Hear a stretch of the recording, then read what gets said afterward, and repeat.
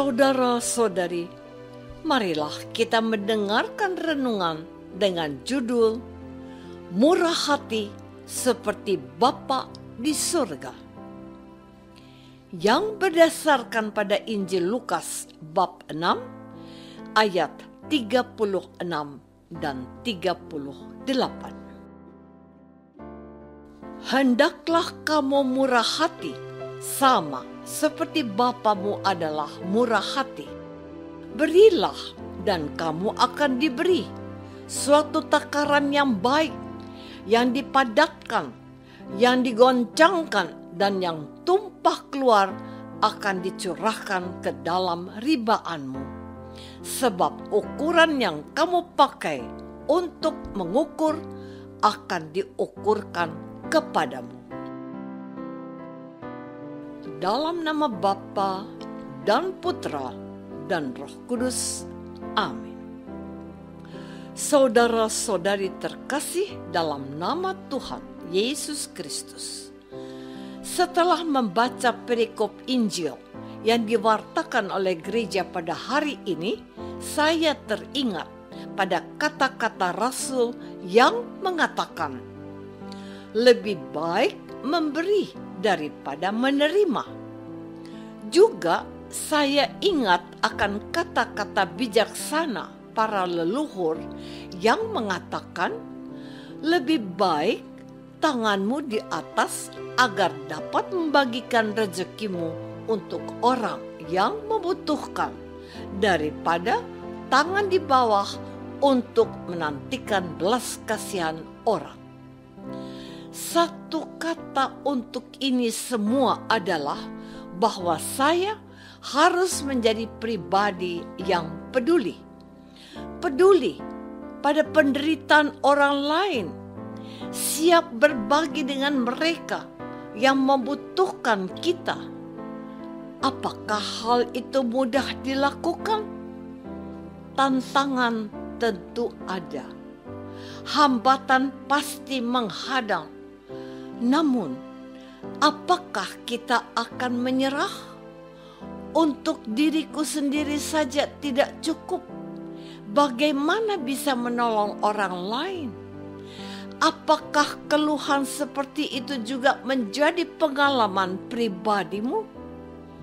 Mungkin kata-kata bijak ini dapat menolong kita untuk menyemangati kita untuk tidak cepat menyerah. Kalau ada cinta yang tulus, tidak ada yang tidak mungkin untuk bisa kita lakukan. Saudara-saudari terkasih, hari ini Tuhan Yesus menghendaki kita untuk memiliki hati yang murah hati. Murah hati itu konsepnya bukan konsep keterbatasan kita sebagai manusia, melainkan konsep kelimpahan Allah Bapanya yang mengasihi semua orang, termasuk Anda. Allah itu murah hati karena Ia menurunkan hujan dan memberikan matahari untuk baik untuk orang jahat maupun orang yang baik. Allah tidak membeda-bedakan orang. Semua orang dicintainya. Allah itu adalah Allah yang mengasihi penuh dengan kelimpahan. Yesus menggambarkan apa yang harus kita lakukan kalau kita mau meneladan kemurahan Allah. Begini, berilah dan kamu akan diberi suatu takaran yang baik, yang dipadatkan, yang digoncangkan, dan yang tumpah keluar akan dicurahkan ke dalam ribaanmu. Sebab ukuran yang kamu pakai untuk mengukur akan diukurkan kepadamu. Artinya, kita diminta untuk mengasihi setiap orang dan seyogianya dengan tulus hati dan tanpa kalkulasi untung rugi. sebab kita akan mendapat balasan yang setimpal. Saudara-saudari terkasih, pada pertengahan tahun 1980-an, saya mendapat tugas penginjilan di daerah Sidikala, Sumatera Utara. Menyenangkan berada di lingkungan umat Allah yang ada di sana. Ada suatu pengalaman menarik ketika saya berkunjung ke rumah seorang bapak tukang kayu yang bermarga Sito Murang. Selain ada hidangan pisang dan kue pohul-pohul, ada juga segelas kopi hitam disajikan kepadaku. Pohul-pohul itu adalah sejenis hidangan yang dicetak menggunakan tangan. Ternyata ada filosofi di balik kue itu. Kue itu disajikan untuk menyatakan bahwa tamu yang datang itu diterima dengan penuh kasih sayang, melibatkan 5 indera mereka. Tamu itu diterima sepenuh hati dengan melibatkan mata, telinga, perasaan, peraba dan penciuman. Menarik juga bahwa dalam kebudayaan Batak ada 5 waktu dalam sehari. Mereka menerima tamu penuh kasih sayang sepanjang hari. Menarik, bukan? Satu lagi, kopi hitam yang disajikan untuk saya disajikan secara melimpah. Kopinya meluap, meluber, melebihi bibir segelas.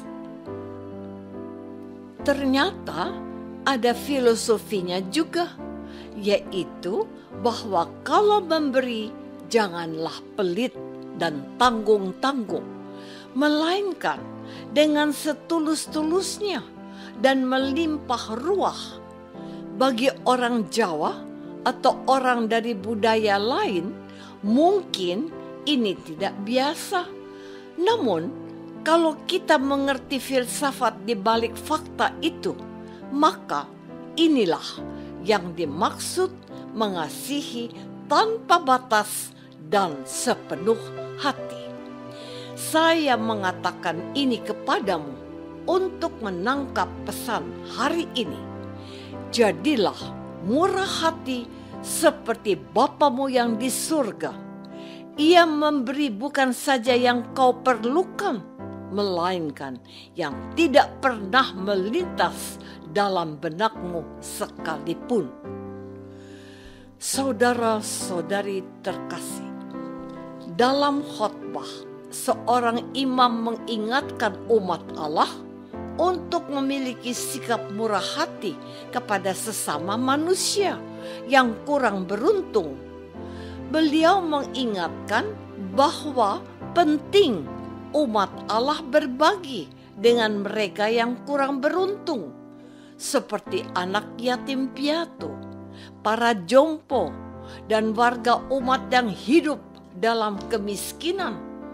Selama masa ini, keuskupan juga menganjurkan untuk menyisihkan sebagian rezeki untuk disumbangkan bagi aksi-aksi sosial dengan mengisi amplop APP atau aksi puasa pembangunan. Tindakan dan keterlibatan untuk berbagi kasih dengan menyisihkan sebagian rezeki dari Tuhan ini dilatihkan untuk dibudayakan dan dijadikan habitus atau kebiasaan baik di antara umat beriman.